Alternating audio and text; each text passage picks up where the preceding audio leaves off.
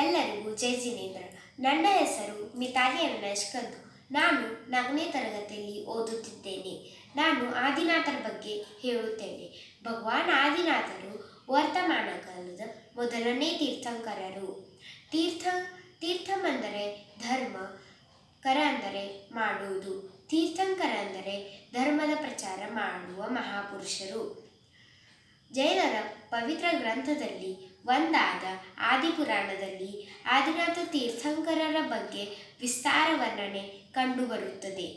ಆದಿನಾಥರ ಜೀವ ಸರ್ವಾರ್ಥ ಸಿದ್ಧಿ ವಿಮಾನದಿಂದ ಅವತರಿಸಿತು. ಆದಿನಾಥರ ಜನ್ಮ ಪವಿತ್ರ ಅಯೋಧ್ಯೆ ನಗರದಲ್ಲಿ ಆಯಿತು. ಅದೇ ಪವಿತ್ರ ಭೂಮಿಯಲ್ಲಿ ಶ್ರೀರಾಮ ಜನ್ಮವೂ ಆಗಿತ್ತು. ಆದಿನಾಥರ ಜನ್ಮ ಚೈತ್ರ ಮಾಸದ ಕೃಷ್ಣ ಪಕ್ಷದ ನವಮಿ ತಿಥಿಯಲ್ಲಿ ಉತ್ತರ ಆಷಾಢ ನಕ್ಷತ್ರದಲ್ಲಿ ಜನ್ಮವಾಗಿತ್ತು. ಅವರ ವಂಶ ಇಕ್ಷ್ವಾಕು ವಂಶ. ಅವರ ತಂದೆ ಹೆಸರು ನಾಭಿರಾಜ ಮತ್ತು ತಾಯಿ ಹೆಸರು ಮರುದೇವಿ. ಅವರ ಎತ್ತರ 500 ಧನುಷಷ್ಟಿತ್ತು. ಅವರ ಲಾಂಛನ ಎತ್ತು. ಅವರ ಬಲಗಾಲಿನ ಹೆಬ್ಬಟ್ಟದ ಮೇಲೆ ಅವರ ಲಾಂಛನ ಇರುತ್ತವೆ. ಅವರ ಬಣ್ಣ ಬಂಗಾರದ ಬಣ್ಣವಿತ್ತು.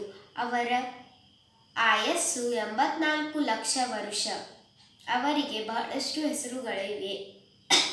ಅವು ಆದಿನಾಥ, ವೃಷಭನಾಥ, ಆದಿಬ್ರಹ್ಮ, ಮಹಾಪುರುಷ, ಯುಗಪುರುಷ ಇತ್ಯಾದಿ. ಆದಿನಾಥರಿಗೆ 2 ಪತ್ನಿಯರಿದ್ದರು. ಅವರು ಸುಮಂಗಲಾದೇವಿ ಮತ್ತು ಸುನಂದಾದೇವಿ. ಸುಮಂಗಲಾದೇವಿಗೆ ಭರತ ಸಹಿತ 99 ಪುತ್ರರು ಮತ್ತು ಪುತ್ರಿ ಬ್ರಾಹ್ಮಿ. ಸುನಂದಾದೇವಿಗೆ 2 ಮಕ್ಕಳಿದ್ದರು. ಅವರು ಬಾಹುಬಲಿ ಮತ್ತು ಸುಂದರಿ. ನಿಯಮದಿಂದ ಎಲ್ಲ ತೀರ್ಥಂಕರರಿಗೆ ಪುತ್ರಿಯರು ಜನಿಸುವುದಿಲ್ಲ. ಆದರೆ ಹುಂಡಾವಸರ್ಪಿಣಿ ಕಾಲದೋಷದಿಂದ ಆದಿನಾಥರಿಗೆ 2 ಪುತ್ರಿಯರು ಜನಿಸಿದರು. ಬ್ರಾಹ್ಮಿ ಮತ್ತು ಸುಂದರಿಗೆ ಅಕ್ಷರಲಿಪಿ ಮತ್ತು ಅಂಕಲಿಪಿ ಕಲಿಸಿದರು ಮತ್ತು ಎಲ್ಲ ಜನರಿಗೆ 6 ವಿದ್ಯೆಗಳನ್ನು ಕಲಿಸಿದರು. ಅವು ಅಸಿ, ಮಸಿ, ಕೃಷಿ, ವಿದ್ಯೆ, ವಾಣಿಜ್ಯ ಮತ್ತು ಶಿಲ್ಪ. ಅಸಿ ಅಂದರೆ ಸೈನಿಕರ ಕೆಲಸ. ಮಸಿ ಅಂದರೆ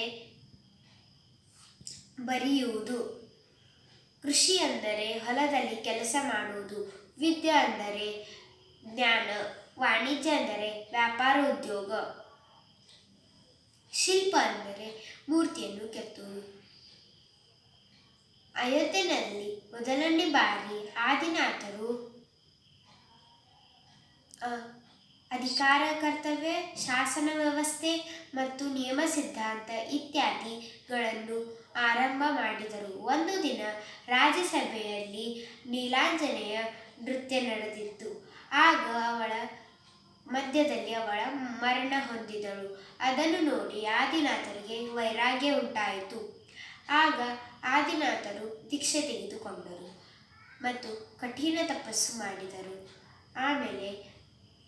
ಆಗ ಯಾರಿಗೂ ಆಹಾರದ ವಿಧಿ ತಿಳಿದಿರಲಿಲ್ಲ.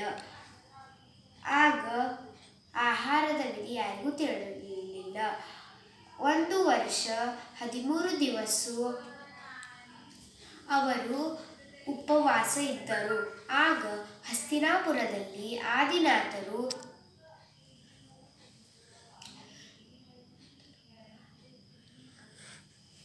ಶ್ರೇಯಾಂಶ ರಾಜನಿಗೆ ಹಿಂದಿನ ಬಹುದ ನೆನಪಾಯಿತು. ಆಗ ಅವು ಇಕ್ಷುರಸದ ಆಹಾರ ನೀಡಿದನು. ಆಗ ಅವತ್ತಿನ ದಿನಕ್ಕೆ ನಾವು ಅಕ್ಷಯ ತೃತೀಯ ಎಂದು ಆಚರಿಸುತ್ತೇವೆ.